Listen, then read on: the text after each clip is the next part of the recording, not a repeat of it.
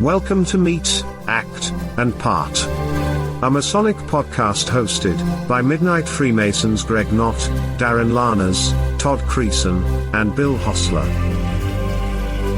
The views, opinions and experiences that are expressed by the hosts or guests as individual Freemasons do not reflect the official position of any Grand Lodge, appendant body, or Masonic authority to which the hosts or guests belong.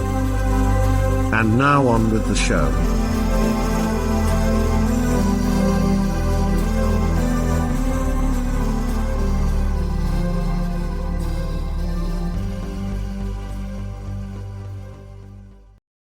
Welcome everybody to episode 52 of Meet, Act, and Part. We've got a special guest tonight, but before we get there, let us introduce ourselves, your fabulous co-hosts.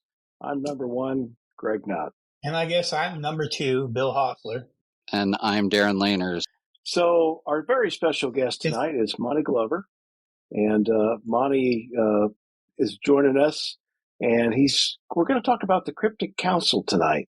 We haven't done any shows really on the Cryptic Council at all, and I think this should be an interesting show to learn about really the middle body, so to speak, of the York Rite, but that does not mean to minimize it at all because it's a very equal, important part of the York Rite. So, Monty, if you don't mind, introduce yourself and give us a little bit about your Masonic background. Sure. I'm Monty Glover. I am currently serving as the most puissant General Grand Master of the General Grand Council of Cryptic Masons International. I'm towards the end of my term. I get over in August of 2023. I'm a past Grand Master of Hawaii, past Grand High Priest, past Grand Illustrious Master, past Grand Commander, past Sovereign of the Red Cross of Constantine. I've got a lot of pasts up there. Most of my Masonic career was in Hawaii. I lived there 34 years, and I currently live in Georgia, just south of Atlanta, to make it easier to do this job. Great. So I'm a member of Urbana Council number 19. We're located in near Champaign, Illinois, where the University of Illinois is home to. And I went through my degrees. Very well. Do you? Great. Yeah. So I grew up in Ludlow, in case you don't know. Oh, well, my gosh, you're a local guy then. I don't have to explain anything. What a small world. So for our listeners, Ludlow is another small town in east central Illinois. And so we're practically neighbors then indirectly. So, well, you're familiar. The cryptic degrees are beautiful. There's just without question. And there's three of them, the Royal Master degree, the Select Master degree, and the Super Excellent Master, which is performed, I know, less often, but I have seen it a couple of times. What got your interest sparked in cryptic masonry? Well, when I saw the degrees for the first time, it kind of tied together the story between the Blue Lodge degree work and the Royal Arch degree work.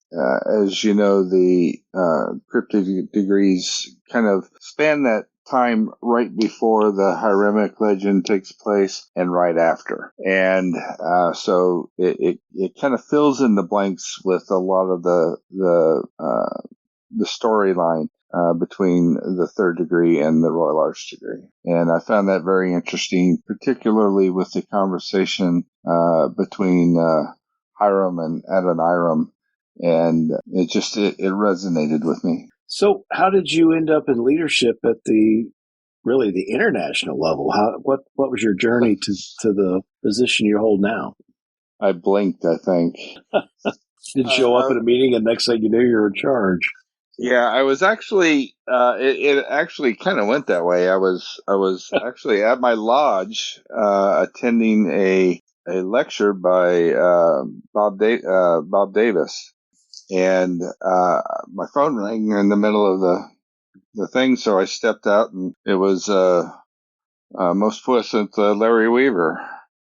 And, he said, Monty, there's an opening at the bottom of the, General Grand elected line for principal conductor of the work. Would you like to fill it? And it's like, can I have a couple of days to talk about it with my wife and make a decision? He says, yeah, but make it quick. So, yeah, the long and short of it is I said yes, and I was actually appointed to the bottom of the elected line. And the membership was gracious enough to later on elect me in as Deputy General Grand Master and ultimately Grand Master. How many years have you been in the line to get to the top of it? 8, but it's a 9-year line. So I missed out on the first year. Back when I was still in Illustrious Master was the only thing on my local York rights that I didn't go through.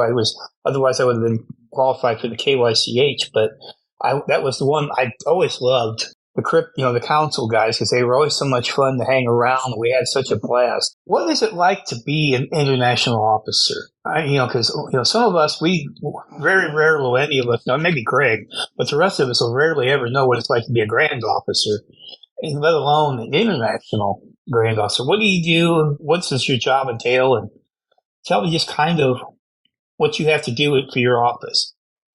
Is this a family show? This Manson family, yes, but it's a great job, but it also comes with its share of headaches. Being international, what we do is we promote the American York Rite system, and the cryptic councils are somewhat unique in the world where there's not a whole lot of competition in terms of bodies, and none of them are exactly the same as what we have in the American York Rite system. I guess the American Masonry in general has a pretty good reputation, I think, overall around the world. And so we have a lot of foreign jurisdictions that come to us and they want to have the American York Rite set up in their countries. Obviously, the chapter needs to go in first because we require a Royal Arch membership as a prerequisite for joining the cryptic councils. So that's pretty straightforward.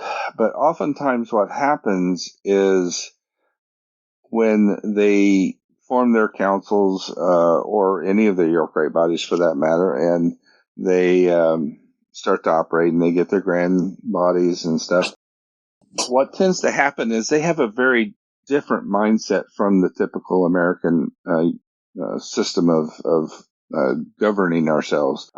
They're heavily influenced, I believe, by the Scottish Rite system because it's much more prevalent outside the U.S. And they tend to want to try to force the York Rite into a Scottish Rite model. The difference being is Scottish Rite has 3 groups within the Scottish Rite umbrella, but with York Rite, they are 3 separate organizations. They have separate leadership. They're separate corporations. They all run independently, but we work cooperatively together to form this York Rite.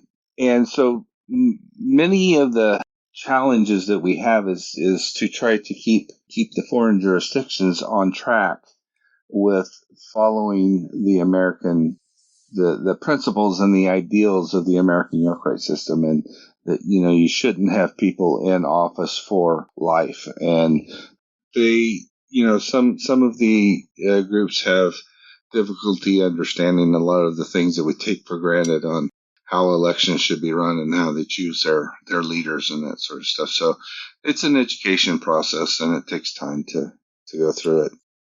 You do stay jet lagged a lot. And I think the hardest part for me of doing the job is trying to coordinate my travel while working full time. I have to do all of this travel within my bounds of my vacation time at work. And still do my work job as well. And trying to make sure that people aren't upset that you haven't come and visited them in a year or 2 or 3. And, that's always because I never want to offend or upset anybody. And if I can't go, it's because I can't get away. But we try to spread our officers out so that everybody gets attention. But sometimes, there's gaps that happen. So I can imagine your frequent flyer miles is pretty hefty right now. It has. I did manage to. I just crossed the diamond threshold for Delta, so hopefully next year I'll make for a little nicer travel. So the downside to that is I live in the Atlanta area, And so flying out on Delta in Atlanta, you're competing with, Fortune 500 company executives and stuff for upgrades. So yeah, I don't have that kind of status. Yeah, I can imagine. It'd be like around here. Yeah. But you mentioned that what I'm experiencing is something that, the regular everyday York Ray Mason may never experience. And I get that, but it is something that's attainable. It shouldn't be something that you chase. They hunted me down for this position, but one of the things about masonry that I firmly believe is that it's not about the positions. It's not about chasing the aprons and that sort of stuff. The real secret to masonry is working in the quarries and the experiences that you get while working in those quarries side by side with your brothers. That's where it all comes together. And when people see you working hard and you're not looking for recognition, you're not looking for accolades, but you're just truly enjoying the craft, that's when they start knocking on your door. And once they start knocking, it's hard to get them to stop. And that's when you have to figure out, okay, what can you actually manage to do? And sometimes it's hard choices. I can just about imagine. Since, you mentioned working in the quarry with other brothers, how much do you work with like the General Grand High Priest and the Grand Master of Knights Templar? I'm guessing you guys have a pretty decent working relationship amongst you. The Grand Master of the Grand Encampment, I'm pretty close with. Spoke to him on the phone shortly before this, and we communicate quite well. We're sensitive about each other's various travel schedules, so sometimes it's hard to connect without waking them up at a weird time. But David Cussman and I get along quite well. Steve Tyner and I, it's a little harder for us. We have difficulties reaching each other oftentimes, and we've had some challenges between our two bodies. And we're trying to build that relationship up. And we just recently, we could sit down and talk through some things, and we signed a document of basically an agreement of understanding on how we would work with each other as organizations, and try to make sure that the decisions that we make as leaders do not impact negatively the operations of the other bodies. Well, that's great that everyone's starting to try to work together. I know in my Grand York Rite of Indiana, they had some problems here a few years ago, and I don't know if they ever actually got past them and started working together again. But it is a shame because we're all working for the same thing, and we're all supposed to be brethren, and it does, or companions, and it really does. It's too bad, but I guess that's just the way it goes with any organization that human beings are a part of. Yeah, and we have very different personalities, and I mean you experience it in Blue Lodge where you'll just get two people that just don't get along, and sometimes we let our personality differences override our Masonic better thoughts, and we lose sight of that who can best work and best agree. And so yeah, it is a challenge, and it's something. I mean, we're all human. You get particularly if you get a room full of alpha dogs in the same place, and everybody wants to vie for position, that can get kind of crazy.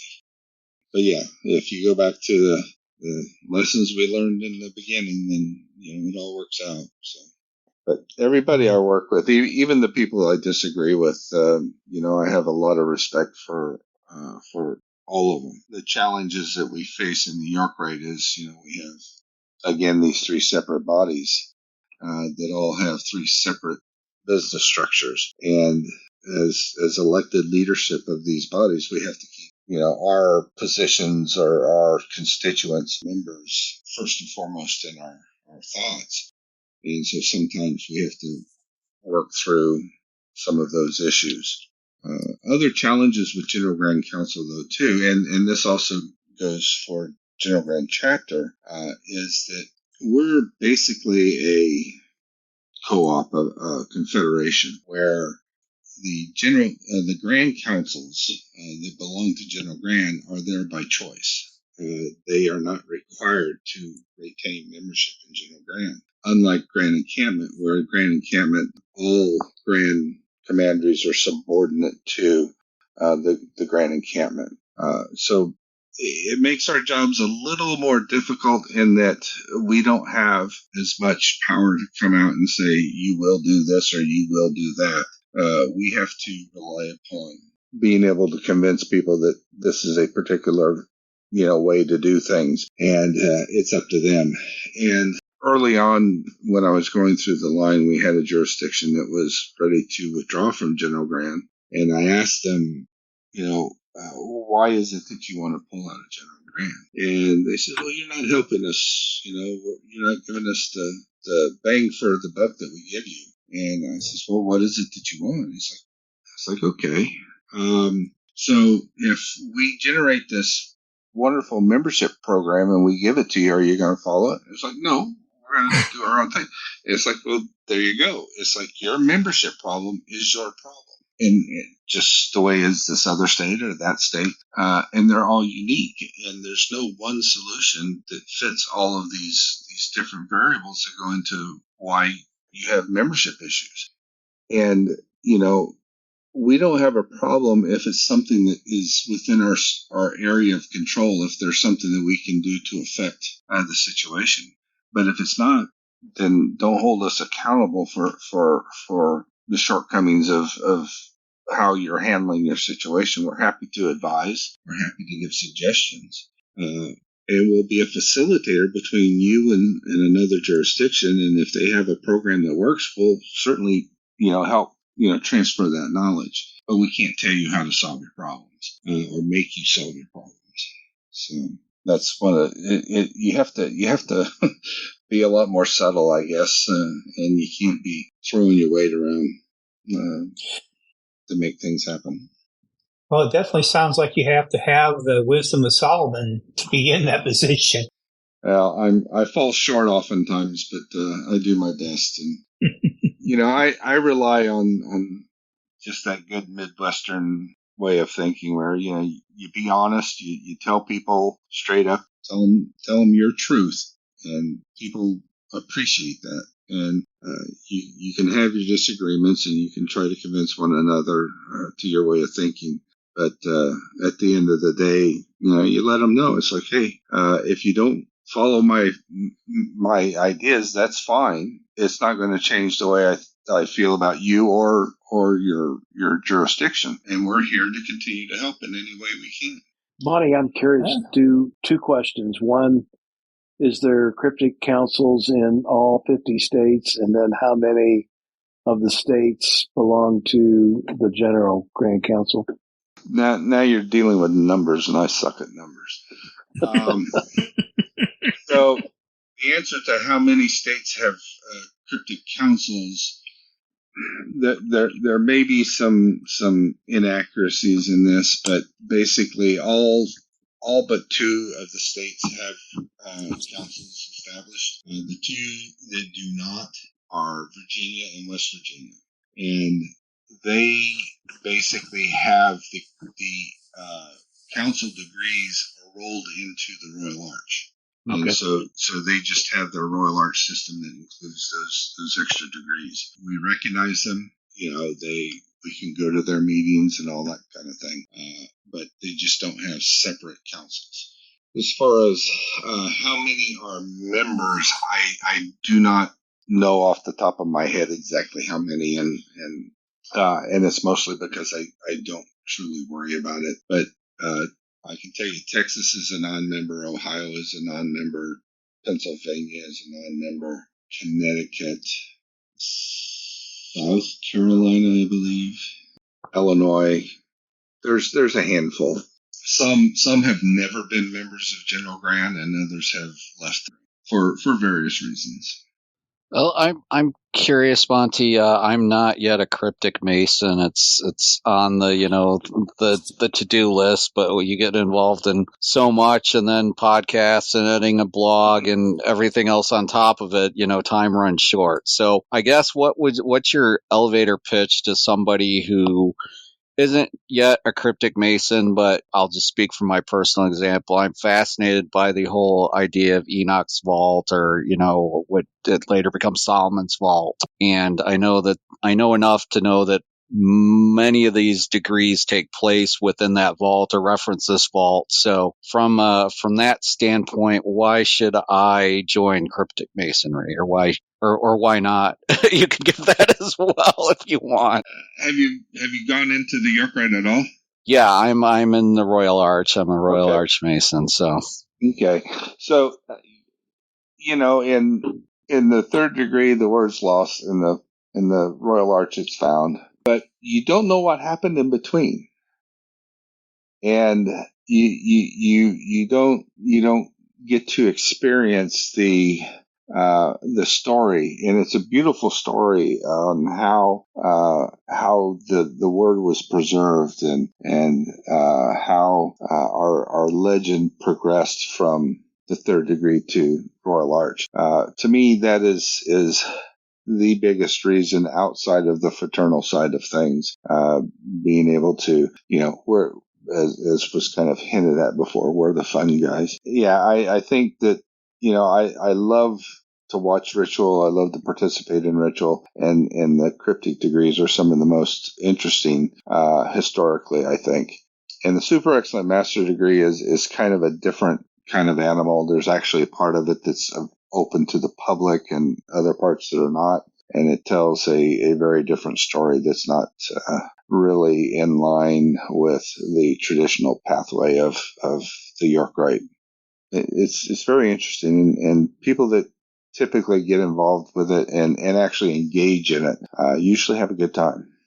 Sounds good. When was cryptic masonry founded? I mean, was it, obviously, I would guess, I know the Royal Arch is back to late 1700s, I think, in England, and then, made its way over here early 1800s. When did cryptic masonry begin? Because I'm assuming I believe, and you can correct me if I'm wrong, that it's purely kind of an American concept, that the cryptic degrees. I don't believe they were started in England and then migrated here, but I could be wrong about that. I will preface any of my comments on this as that I am not a researcher. Okay, fair enough. And Bill Snyder is probably a good person to go to for these types of questions if you want accuracy. What I do know is that the cryptic degrees were kind of a loosely formed set of degrees that really didn't have any structure around them when they first appeared. And they were brought in under the Scottish Rite initially. And the Scottish Rite had ownership of them, and they presented them as side degrees of the Scottish Rite. And eventually then they went over to the Royal Arch, and the Royal Arch controlled them for a period of time, and then eventually we broke off into separate councils. And then our first council that was formed was Columbian Council Number 1 in New York. And that's pretty much when it started. I want to say 1861, but that's probably going to be completely wrong. But it was before I was born. So I'm not so sure if Bill was born yet or not, but he might have been. Now, I think just after that. Bill babysat Jesus, I think. So, yeah. Yeah, you've been reading that again. I'm sorry. It was scrawled on the bathroom wall at the manger, so I just assumed it to be true. Like Bill was here. Yeah, it seemed like it. Monty, tell us about the CMMRF. I think I got those letters right. That sometimes run together for me. Yeah. Cryptic Mason Medical Research Foundation. Because every Grand Yorkite has their own. It's either RAH, the Royal Arch Research Association, or the Templars have got their own. And just tell me about what the Cryptic Masons do when it comes to their charity, and which body part do they pick to fix, and basically where their money goes. What we do is we provide basically the seed money for these young researchers that are looking into trying to find cures or treatments for any number of different issues with the human body, and through the use of stem cells. And these are adult stem cells. They're not the ones that had the bad reputation years ago, the embryonic stem cells. But they're looking at peripheral artery disease, diabetes, congestive heart failure, type 1 and type 2 diabetes, kidney disease, cancer, all pretty much anything that you can think of. They're looking for solutions through the use of these stem cells. And some of the things that they've done are amazing.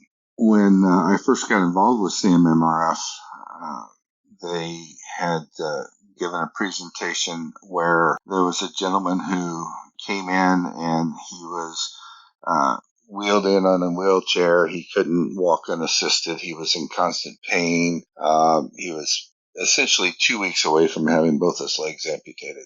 And they brought him in an outpatient setting, and they liposuctioned fat from his body. They sent it through this machine that separated out the stem cells, and they ended up injecting both of his legs above and below the knee with several shots of his own stem cells, along with I believe they gave him some intravenously. And 6 months later, he was able to walk a half mile down a pier unassisted with little pain. He was sleeping through the night, and 4 years later, he still had both his legs. That's amazing. And it was all out of his own body.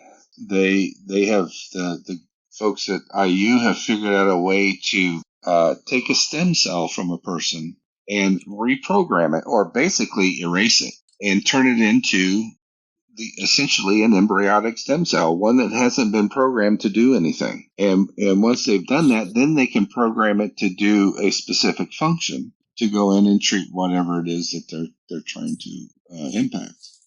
And that's just amazing. That's Star Trek stuff to me.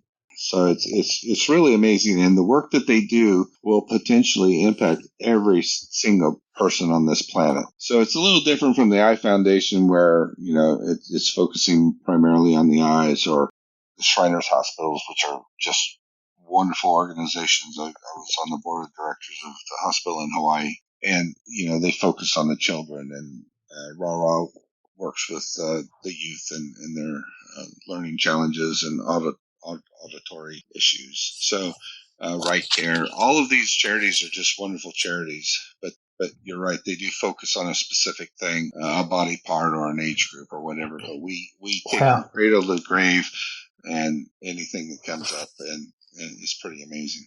That is amazing. I mean, basically, I was being a little flippant. That was Dwight Smith wrote that in one of his things about how, he says, these grand bodies, just pick a body part and, try to send money to it to show what good persons we are for membership. And I don't know, it just came into my mind, but. No, but it's fairly accurate. I mean, and it doesn't demean any of those charities, because stuff falls apart. So we have to keep track of it and work on them. But and Masonry just has, I mean, it's not just the big three, the Shrine, Scottish Rite, and York Rite. I mean, every Masonic organization that's out there has some charity that they support, and we give a lot of money to charity, and sometimes that's what makes it difficult, is that we're all vying for the same money that's in the same pockets of all of our brothers, and we're not all wealthy.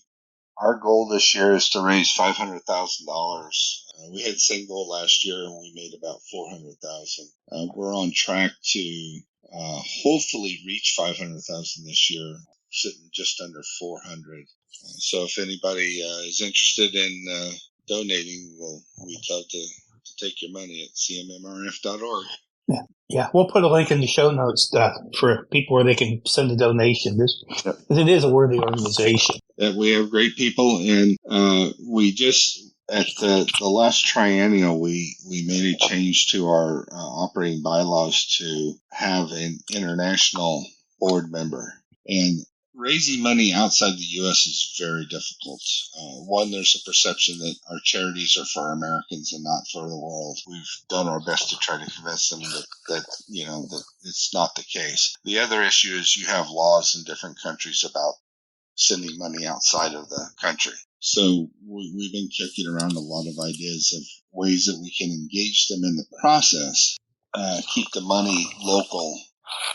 One of those ideas that we're hoping to try to get off the ground is actually creating a internship program where they can have someone from their country that they sponsor to go to IU to be a intern or a fellow at the School of Vascular Regeneration, and then with the understanding that they have to go back to their country and work in that field for X number of years. And so now we're spreading the knowledge out around the world, and hopefully there's a network of different learning institutions that they work cooperatively on doing a lot of this research. So, and again, what we do is we provide the seed money, the stuff that is like, I have an idea, prove that there's some potential in it, and that's what we fund. And when it looks like it's going to be something that could be worthwhile to follow, then they go looking for the big money grants out of the federal government, the military. Military does a lot of support for us because of injuries from war and stuff. So we hope the ideas serve us to the top so that the cream can be skimmed off and furthered along. Yeah, and let me, I work at the university and have worked with a lot of researchers, and I can't understate the importance of the value of what the CMMRF does, because those kind of funds are hardly available from anybody else. And I think, to your point, a researcher will have an idea, and he or she can use these funds to develop that. They may be hiring a grad student or whatever it is, but they'll prove their theory has potential so that, like you say, when they then apply for the multi-million-dollar NIH, DOD, NSF grants, they've got some proven track records there. And so you just, the amounts awarded aren't probably obviously near the federal grant size, but I just can't understate or overstate the value of what you're doing in this organization, because those researchers, they're always out looking for dollars. And this is just a great way to help them either get their career going at their early career, or, to take that idea, off the bench and try to prove it so then they can scale it up with the bigger research. So it's what you're doing is just vitally important. And one of the recent breakthroughs that they've had is aortic aneurysms. It's called a silent killer, usually by the time that you find out that you have an aortic aneurysm. And you end up on a slab, and they find out when you're having your autopsy. But a couple things, they figure out a way to catch it earlier. They've been looking at ways to identify risk of having an aortic aneurysm. But they've also been working to be able to shrink or stop the growing of an aortic aneurysm, and again through the use of stem cells. And they've had a phase 1 trial where they've shown one of the methodologies has been quite successful and promising, and I believe that is now moving into a phase 2 trial, which is a bigger set of patients to run these trials on. They've also developed what they call a biopen, and my understanding of how this works is that they can use this biopen to essentially lay down an encasement of stem cells that wrap around the aorta, and it keeps it from expanding. So it kind of like puts tape around it, for lack of a better term. And that's got a lot of promise too. Well, I'm curious. I mean, gosh, in your introduction, you also spoke and said you had been the Grand Master of Masons in Hawaii. And it's probably one of our younger jurisdictions. Obviously, it's one of our newer states, but probably one of our younger jurisdictions. And I'm just curious about Hawaiian Freemasonry compared to maybe other parts of the states of the world. What was it like there? Given its grand charter in 1980. So yes, we are quite a young jurisdiction, and I was Grand Master in 2011 and 12. We have 1,600 Masons-ish. They're from all walks of life, from all over the world, and because of that, you have just a really interesting group of people that come together. My particular lodge, Honolulu Lodge, was, to me, it was like home. It was not unusual for me on lodge night to I show up first one in the building, 3 o'clock or 4 o'clock in the afternoon, and I would be the last one to leave. And there were many times that I saw the sunrise from lodge, because after the lodge was closed, we would go outside on the lanai and pull out some tables and sit down and fire up our cigars, and some would have a beer or a little scotch, and I would drink my Diet Coke, and we would sit there and, in Hawaii terms, talk story and solve the world's problems, and realize later on that nobody took notes. But it's just a great group of guys. And you get really interesting visitors, because Masons come from all over the world to visit, and they want to attend lodge. Interesting. So how did you end up in Hawaii? What was your path to get there, just in general? Uncle Sam. I was okay. I was a sailor in the U.S. Navy, and I got stationed there on Ford Island. Well, of course, we appreciate your service to our country and Freemasonry, but that's such an amazing journey of your own to leave, which I'm very familiar with, these cornfields of East Central Illinois, to end up the Grand Master of Hawaii. So. I made my money as a kid walking bean fields, cutting the corn out of the previous year's crop. So I was going to ask, Monty, did you graduate from Rantoul High School then, or? No, I did not. I went to Ludlow Elementary School, and my freshman year was at Rantoul High, but my dad was military. He was there. He was at Chanute, okay. And we got transferred to Germany. Got you. Where I finished my high school, but we lived in Illinois for 13 years. Awesome. Just curious. My fiance is a Rantoul High graduate, so not obviously different class, much different class, I would think, but just curious. That's all. Yeah, I'm 60 years old, in case anybody cares. So I graduated high school in 1980. Yeah. 79. Cool. We're doing this podcast, and the amazing thing to me about Freemasonry is the connections we make with people all over the world, and you've literally been all over the world, but yet here you are from, basically Darren and I's home area. And that's the awesome power of our fraternity, is those shared values and shared connections. And yet here we meet you virtually in this case, and get to share all that similar background, not only in Illinois, but Freemasonry in general. To me, that's just almost the number one value of the fraternity, is the people in it. Yep. I miss Illinois a lot. It's been a long time since I've been back, and I was a DeMolay in Illinois. Great. In Champaign. Oh, okay. So. Wow. And I still have lots of friends in the area that some work at the university there, and great place. Great. So, I'm curious, what do you see? I mean, future Freemasonry in general. I mean, not so much in numbers, but where do you see the craft going, or especially since you've had the international, experience with it? Where are we headed? My hope is that with the younger members coming in that seem to have more interest in the esoteric nature of Masonry, more than the fraternal aspects of it. And it'll help us get back to really understanding what it is at the base levels of being a Mason. And it's not about the spaghetti dinners and the green beans and that sort of stuff. I think that it's important that we continue to learn about where we came from and how to get back to these really basic tenets of what it is to be a Mason. So, I hope that the future is bright. I think that there will be many challenges ahead of us. We've been going through a period of consolidation, I guess, for lack of a better term, for many years. Lodges either closing down or merging with other lodges because just dwindling membership.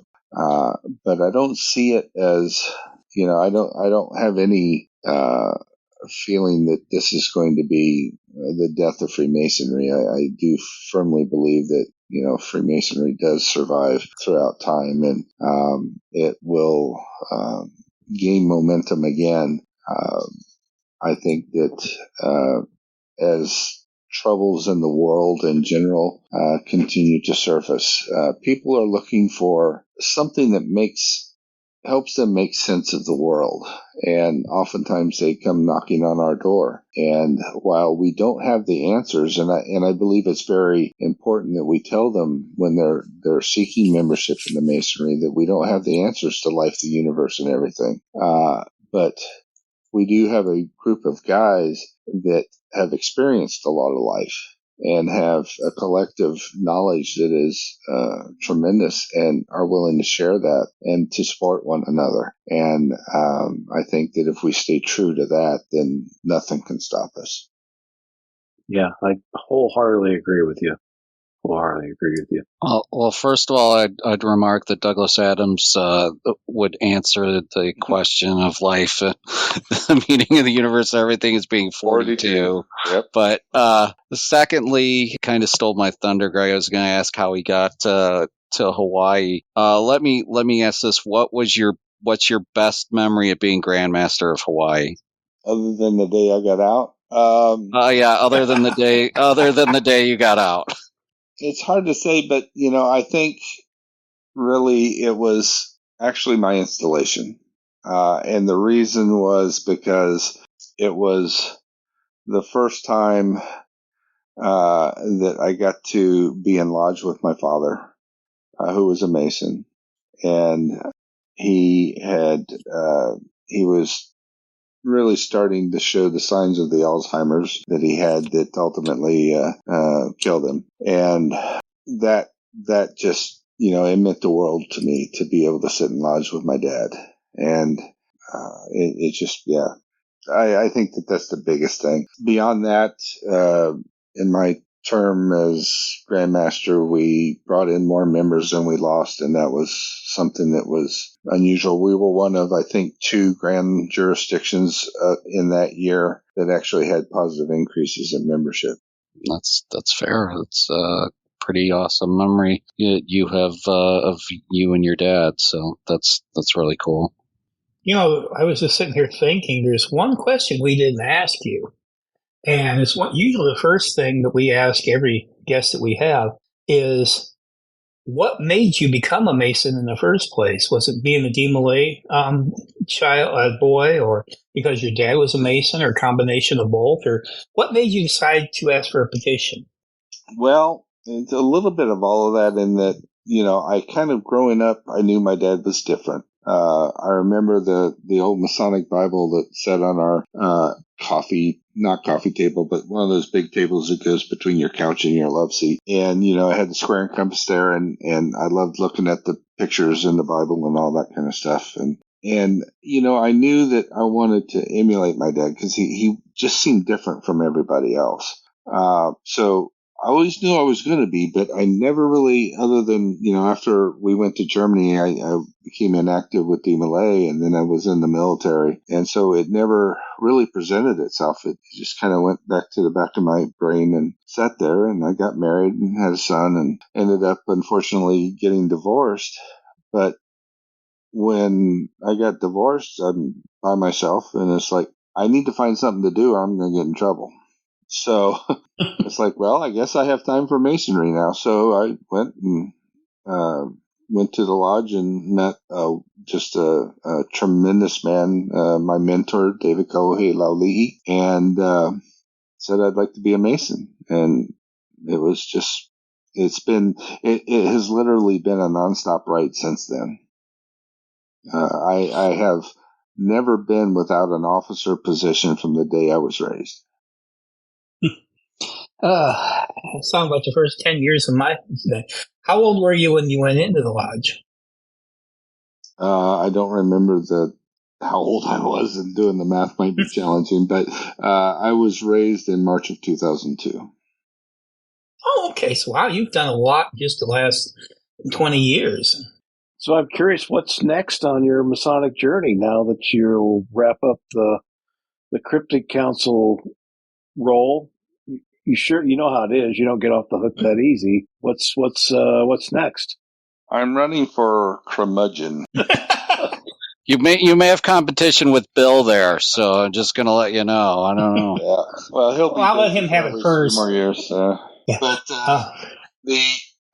I've been appointed, or I'm currently serving in the line of the International Line for the Red Cross of Constantine. Marcos Ostrander, who's the head, had graciously appointed me as his Grand Marshal, and I'm in a St. Thomas of Acon line in Trinity Chapel, which is kind of the holding chapel for Masonic Week.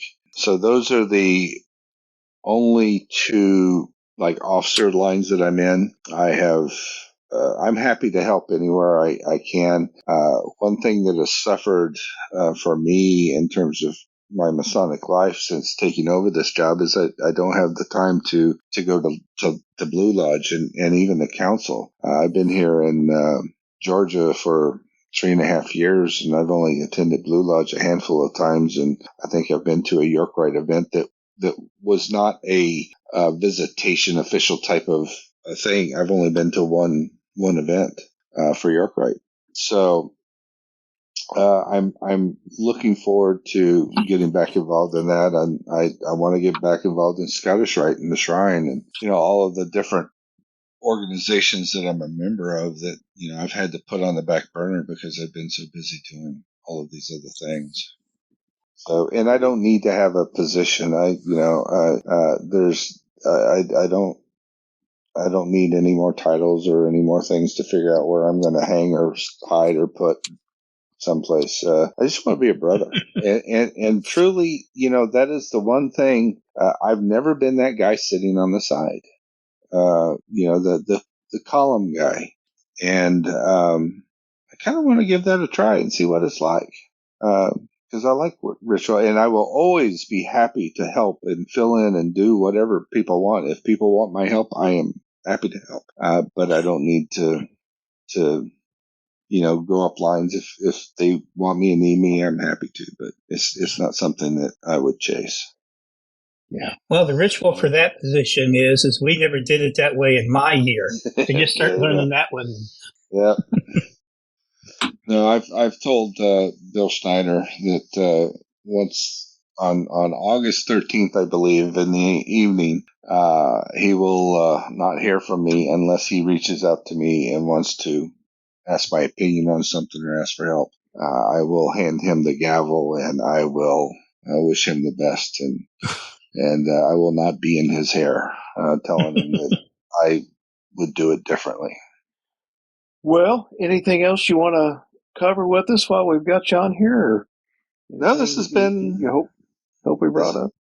No, this has been great. It's the first one of these I've done, and I'm much more comfortable talking this way than I am on video.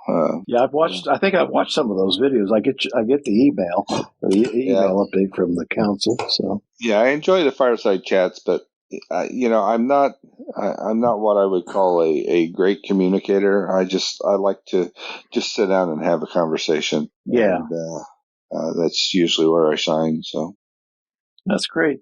Darren, any last questions or anything you want to ask? No, I just want to thank Monty for his time coming on here, especially after, getting off a jet from Germany yesterday. I'm sure your time's been all flipped around, so I just appreciate your time and getting to know you virtually. And just like Greg said, I think it's I think we're communicating so well is because, you were born and raised around here in central Illinois. So it's just kind of still blowing my mind that, as Greg said, you, from the cornfields of Ludlow have made your way to Hawaii to be Grandmaster there. And then, now your current role with the Cryptic Council. So just once again, thank you, Monty, for coming on here. I greatly appreciate it. Thank you. It's been my honor. And if there's anything I can do for any of you guys, don't hesitate. And come see me in Atlanta. I got lots of room. Yeah, we'd love to, or vice versa. If you ever come back to Illinois or Champaign, we'd love to sit and lodge with you. And you know what? Yeah. You can be that guy that just sits on the sideline till we don't make a quorum, and then we'll stick you in a chair. There you go. Sounds like a plan. Yeah, you know how it goes. So, well, thank you again, Monty, for joining us. It's been a whole lot of fun, and it's great to learn more about the Cryptic Council. And so let me say thank you to all of our listeners. We really appreciate your leadership, your listenership, and you can find us on Patreon if you want to support us. We don't plug that enough, but if you go to our Meat Act and Part homepage, there's a link on there that, of course, Bill does a great job of keeping us on the social media and on the web. So anyway, so there's that. So we hope everybody has a great time and a great day. And please join us again soon for another exciting episode of Meat, Act, and Part. Thank you for listening to Meat, Act, and Part. For more information about our show, visit our website at www.meatactandpart.com. While there, please consider supporting the show by sponsoring us on Patreon. Until we meet again, may we meet, act, and part.